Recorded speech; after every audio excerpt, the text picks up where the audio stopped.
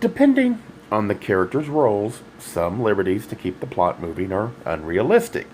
What I'm focused on is learned behavior, something you see over time.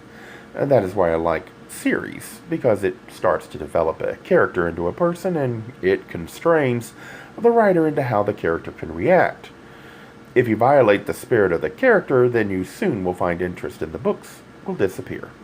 While the thoughts are inspired by the book, it does not imply the writer intended to inspire the thoughts I have. Steve's diagnosis scared Todd. After all, just a few months ago, he was in the closet. It was only the second long term gay relationship he'd been in. In the end, he understood, even with all the fear. He wanted as much time with Steve as he could have. Even though Steve left, giving Todd an out, Todd still didn't run. What would you do?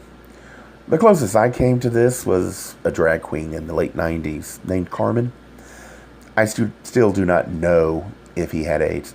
Someone told me he did. The problem was, when I asked Carmen, he denied knowing the guy. And then, over time, during the same conversation, he made comments that implied he did know him. I have known others with AIDS, but this time I couldn't stand this. Not because he might have AIDS, but because he wasn't honest with me. Another guy thought I was horrible to do that. One thing I can't stand is being lied to. I see it as insulting my intelligence. I have ended relationships because of that, and none of them had a life-threatening disease.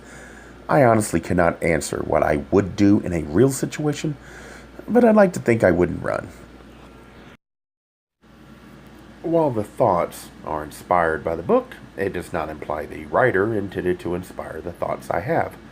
The attempt is to start a discussion and get people to think about human behavior from the perspective of the closet.